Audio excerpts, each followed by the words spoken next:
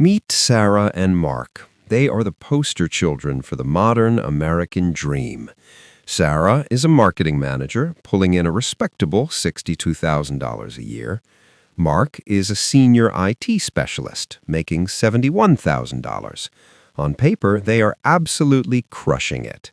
A combined household income of $133,000 puts them squarely in the top 25% of all households in the country. They should be building an empire, right? They should be taking exotic vacations, maxing out their retirement accounts, and sleeping soundly at night. But here's the reality. Sarah and Mark are living paycheck to paycheck. They are exhausted, running on fumes, and they are one unexpected car repair, one emergency room visit, or one lost job away from a total financial meltdown. They look at their joint bank account every month and feel a deep, gnawing sense of confusion. They think, we make too much money to feel this broke. If that sounds like you, I want you to know something right now. You are not crazy, and you are not alone. The problem isn't your spending habits, and it's not a lack of effort. You've just walked straight into a systemic bait and switch, a silent economic killer known as the two-income trap. This trap is designed to keep you running on a financial treadmill, and today we're going to expose the math behind it, and more importantly, give you the blueprint to escape. To understand the trap, we have to look back just 2 generations. Think back to 1970. The typical middle-class family lived comfortably on one single income. That one paycheck was actually enough to cover a mortgage, a car, health care, and a yearly vacation. They had money left over to save, and they had something even more valuable, an insurance policy. That insurance policy was the stay-at-home parent.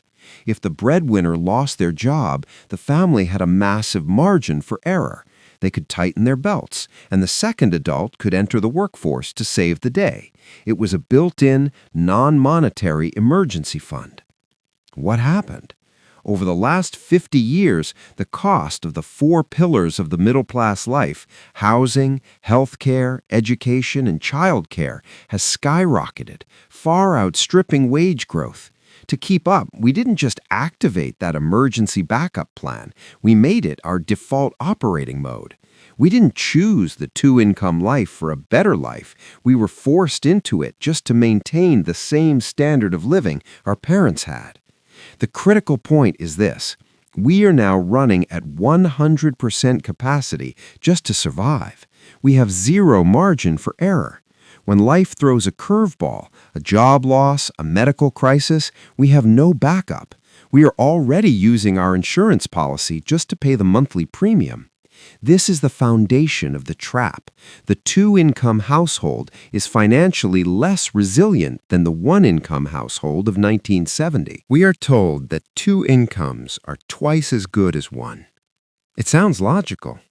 But the math, when you actually break it down, tells a much darker, almost criminal story. Let's take that second income, let's say it's $50,000, and see what actually makes it to your pocket. First, the marginal tax hit. Because this $50,000 is stacked on top of the first income, it is taxed at a much higher marginal rate. You're not paying the lowest bracket. You're paying the highest bracket your household hits. After federal, state, and payroll taxes, that $50,000 is instantly reduced. Depending on your state, you might be looking at a 30 to 40% tax rate. Let's be conservative and say you take home $32,000. $18,000 gone. Second, the childcare tax. If you have kids, this is the single biggest expense that turns the second income into a net loss. Daycare is not a luxury. It is a mandatory business expense for the two-income family.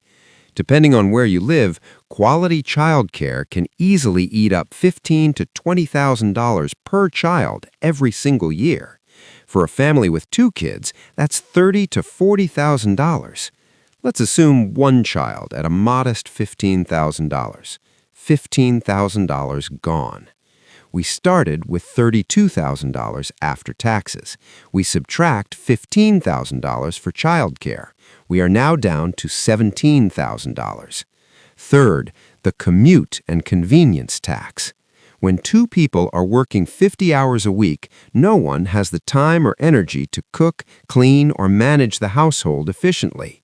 This leads to what I call the exhaustion tax. You end up hiring cleaners, ordering takeout or delivery 3 to 4 times a week, and paying for convenience services just to keep your head above water. This is not frivolous spending. It's a necessary cost of the two-income lifestyle. That easily costs another $5,000 to $10,000 a year in lost efficiency and convenience spending. Let's take the low end, $5,000. $5,000 gone. We are now down to $12,000. Fourth, the hidden costs of working. Don't forget the costs directly associated with the job. Increased transportation costs, gas, maintenance, tolls, or public transit passes, professional wardrobe and dry cleaning, work lunches and coffees, increased stress and health costs. Let's conservatively estimate these at $3,000 a year. $3,000 gone. We started with a $50,000 second income. After taxes, childcare, convenience spending, and work-related costs, we are left with a net gain of $9,000. Think about that. You are working 2,000 hours a year, 40 hours a week for 50 weeks, for a net gain of $4.50 an hour?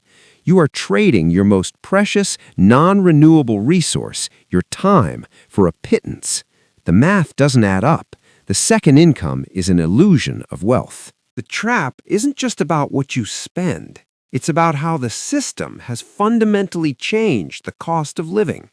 The two-income trap is the engine driving the housing arms race. When every family moved to 2 incomes, they suddenly had twice the collective purchasing power to bid on the same houses in the same desirable school districts. This didn't make us richer, it simply doubled the price of the houses.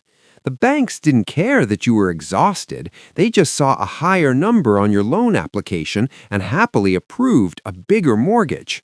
We are now locked into massive $500,000 mortgages that require both paychecks to stay afloat. The psychological pressure is immense.